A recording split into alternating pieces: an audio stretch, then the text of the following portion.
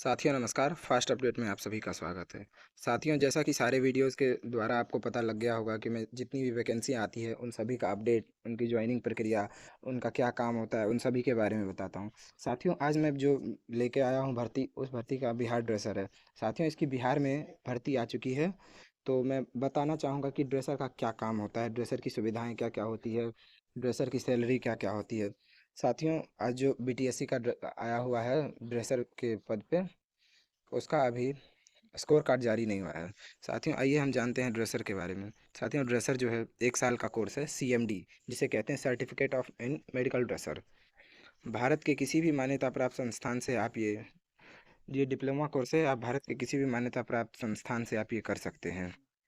अलग अलग राज्यों में ड्रेसर की भर्ती आती रहती है, तो आप किसी भी राज्य से ये फॉर्म भर सकते हैं। आइए साथियों जानते हैं ड्रेसर की नौकरी में क्या क्या सुविधाएं मिलती है।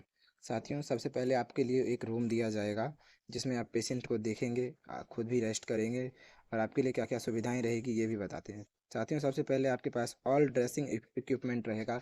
ड्रेसिंग की जो भी इक्विपमेंट्स रहती है जैसे बैंडेज, कॉटन, सीजर, ऑइंटमेंट यानी मलहम, और आपके पास एक गोदरेज रहेगा और एक लॉकर रहेगा जिसमें आप कुछ सामान वगैरह को सुरक्षित रख सकते हैं। और पेशेंट के लेटने के लिए स्ट्रेचर रहेगा, चेयर रहेगा, और आपके पास एक लाइट्स भी रहेगी। जैसे इवनिंग ड्यूटी या नाइट ड्यूटी अगर किसी का लगा है तो उस समय वो उस चीज़ों का उपयोग कर सके। साथ ही आपके पास एक पर्सनल टेबल और चेयर रहेगा, जिन पे आप छोटी मोटी वस्तुओं को रख सकते हैं।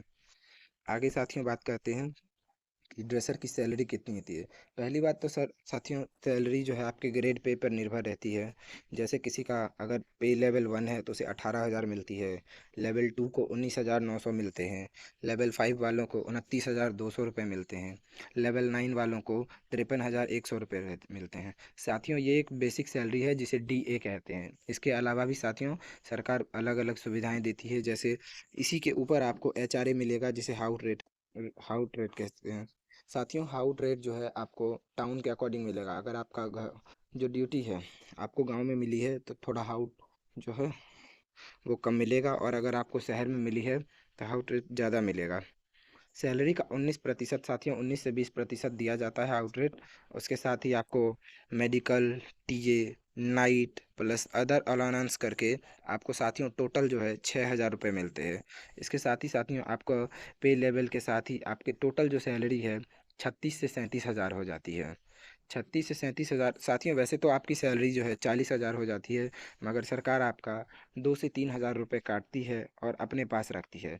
साथियों जितने भी सरकार के गवर्नमेंट में एम्प्लॉय होते हैं उन सभी का एक अकाउंट होता है, जिनमें सरकार उनका कुछ रुपए काट कर रखती है और रिटायरमेंट के वक्त उन्हें दोगुना लौटाती है। क्योंकि साथियों अगर पूरे पैसे अगर आप अभी ख़त्म कर देंगे तो रिटायरमेंट के वक्त आपके पास कुछ नहीं बचती है, तो सरकार आपके कुछ पैसे को रखती है, और जितना काटती है उतना ही सरकार अपने तरफ से भी देकर आपको रिटायरमेंट के वक्त इकट्ठा कुछ पैसे देती है, और रिटायरमेंट के बाद भी थोड़ा थोड़ा रुपए देती रहती है।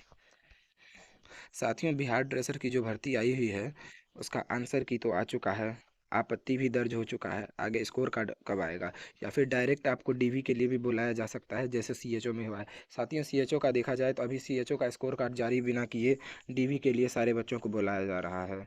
तो हो सकता है कि ड्रेसर का भी डायरेक्ट डीवी के लिए बुला लिया जाए और लिस्ट निकाला जाएगा। एक ही दिन सभी का डीवी नहीं होगा, कई दिन 2-4 दिन में बटी रहेगी। अलग अलग पालियों में सभी का लिस्ट निकलेगा, सभी अपनी अपनी लिस्ट के अनुसार से जाएंगे और अपना डीवी करवाएंगे। साथियों ऐसे ही जानकारी पाने के लिए हमारे साथ जुड़े रहें, और जैसे ही गवर्नमेंट की तरफ से अगली नोटिफिकेशन आती है तो हमारे द्वारा आपको नोटिफिकेशन मिल जाएगी। धन्यवाद साथियों।